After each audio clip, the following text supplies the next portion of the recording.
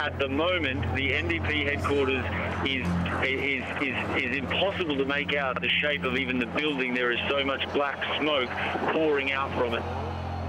Probably the most iconic moment for me, seeing the National Democratic Party headquarters go up in flames and seeing it burnt out and no one coming to its rescue. No one even bothered to try and put it out. A scene until now unimaginable. The symbolic seat of Hosni Mubarak's 30-year power ablaze.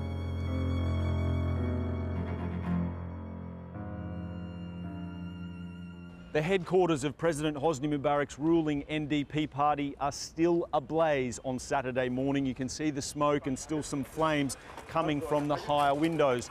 Every vehicle in sight here has been set alight by protesters.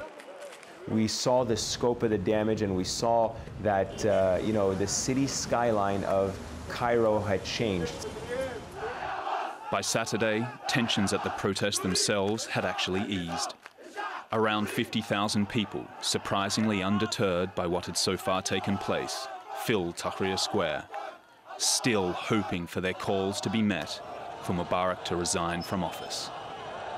The atmosphere is one of great celebration and one also of great defiance. Certainly quite a significant political development in just the last 10 minutes. Omar Suleiman, who's already being described as one of the world's most powerful spy chiefs, now vice president of Egypt. Rather than conceding, Mubarak was installing a new government, consolidating his power. News of this attracted fresh solidarity for the protesters from outside the country.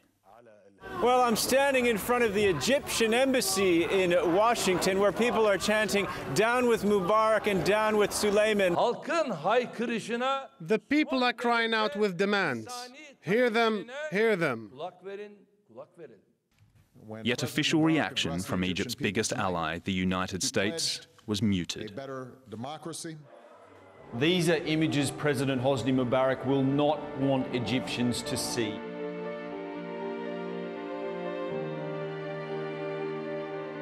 We just got some frantic phone calls from eyewitnesses in various suburbs of downtown Cairo saying that they have seen some thugs that they say belong to the regime out and about on motorcycles trying to loot some of the stores there in the absence of any police presence. Gamal Mubarak's political career ended on January 25th, 2011. Yesterday should be the last day of the legitimacy of the regime. By evening, the composure of Saturday morning had turned to chaos and grief. Still, the Egypt seen by viewers watching state TV was an entirely different one.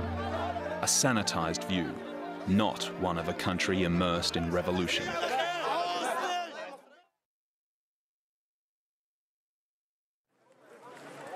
Anarchy appears to overwhelm streets from which police had now vanished. We knew that the Egyptian government, which always watches Al Jazeera very closely, had begun to crack down on the network because it had by then already disconnected the Al Jazeera Arabic signal and tried to disrupt the service. Let me just tell you about the targeting of Al Jazeera for our coverage in the last hour or so. Our officers were entered. We believe it was intelligence security. We've also heard that it could be the presidential palace security. They came in, they told us to stop filming. They said that we are causing great damage. No criminal charges against Al Jazeera are cited during the raid, or have been since. The only explanation given, an unsubstantiated claim that the channel had incited the revolt. Tahrir Square now looks more like a pilgrimage site. Close to 3,000 gather as our newsroom receives reports that military orders to shoot agitators were so far being defied by soldiers. Our correspondents dispersed, melting into the crowds. We are in the middle of Tahrir Square. You can probably hear above me the military helicopter. It's been hovering overhead for several hours now, at least from what we've gathered since we've been here. And every time they circled overhead, it's as if they were flying a little bit lower, and it would make this incredibly loud, thunderous sound. So we really felt that indeed we had reached some kind of critical tipping point. As fighter jets roared above and military vehicles amassed on the edge of Tahrir Square, protesters felt they were on the brink of a pivotal moment, either the bloodiest or the most unifying in their recent history. The standoff in Tahrir Square on Sunday the 30th of January embodied the wider conundrum. Who in the end would break the political deadlock? The president or the people? Egyptians expect complete and utter change. The barrier has been broken. The limit of their demands is basically the sky. The lack of leadership means that there is no clarity as to how things will go.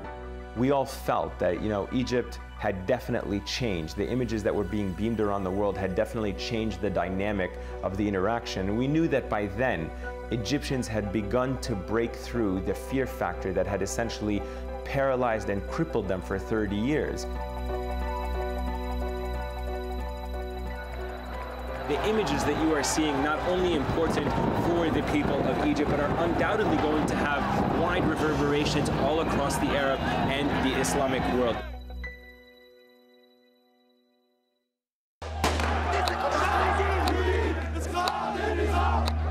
We are peaceful people. The Egyptian people will be the ones who will make the change. We are mobilizing tomorrow a mass protest from Tahrir Square.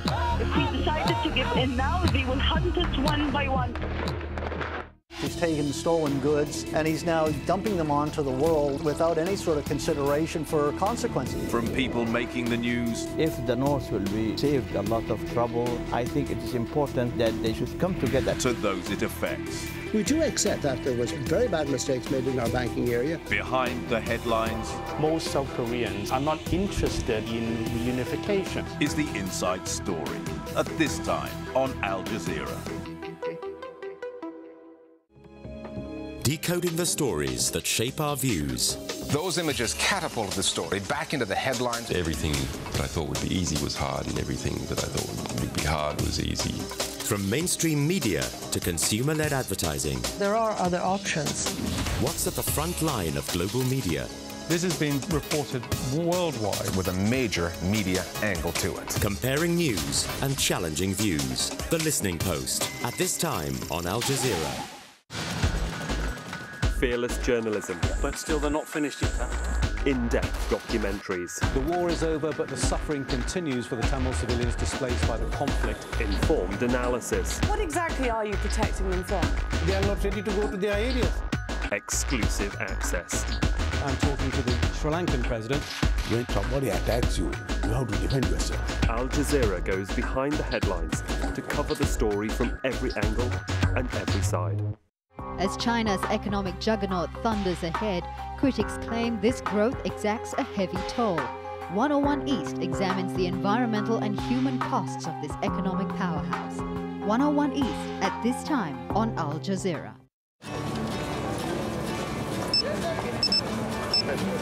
The main stories here on Al Jazeera. From the world to your phone. Al Jazeera Mobile.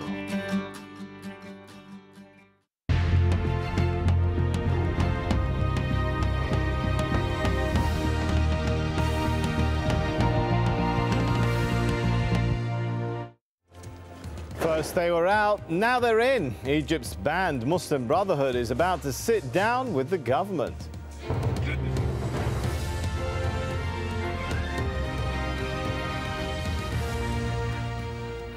I'm Sami Zaidan. This is Al Jazeera live from Doha, also on the program. Day 13 and Egypt's uprising gets a new name. The Day of Martyrs is underway. Can protesters keep up that momentum? Renewed clashes in Tunisia as concern grows that the change will only be skin deep. And flooding in Sri Lanka, nearly 200,000 are homeless as more heavy rain hits the island nation.